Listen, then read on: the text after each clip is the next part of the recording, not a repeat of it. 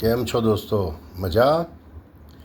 જો હું તો અત્યારે લંચ ટાઈમમાં કેરીનો રસ જ ખાઈ રહ્યો છું. હા, કેસર કેરીનો મજેદાર મીઠો મીઠો રસ. કેમ મોંમાં પાણી આવી ગયું ને?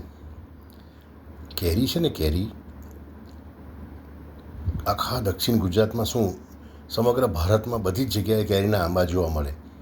અલગ અલગ પ્રકારની ઓછામાં ઓછી 50 જાતની કેરીઓ હોય છે.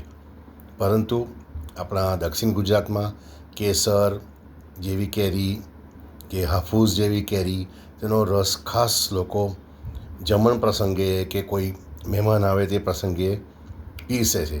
અને થાળીમાં પીરસેલો રસ જોતાં જ ખાનારને મોંમાં પુષ્કળ પાણી આવી જાય છે અને ઝડપથી ખાઈ લે છે. રસ થોડો વાયડો હોય એટલે એમાં જીરું, મીઠું વગેરે ઉમેરવામાં આવે છે. ઉપરથી ઘી પણ નાખવામાં આવે છે, શુદ્ધ ચોખ્ખું ઘી. અને ખાસ તો રસ ભલે વાયડો પડતો હોય, પરંતુ રસમાં પુષ્કળ પ્રકારના વિટામિન્સ છે. એ વિટામિનને કારણે માણસની હેલ્થ પર એની ખૂબ જ અસર પડતી હોય છે અને એને બીજા કોઈ રોગ થવાની શક્યતા હોતી નથી. રસ તો જરૂર ખાવો જ જોઈએ. રસ ખાવાથી એક ફાયદો સરસ એ થાય છે કે અગર બપોરે તમે રસ ખાઓ છો તો મસ્ત 1-8 કલાકની ઊંઘ જરૂર આવી જાય છે ભાઈ. હા, આ ધ્યાન રાખજો.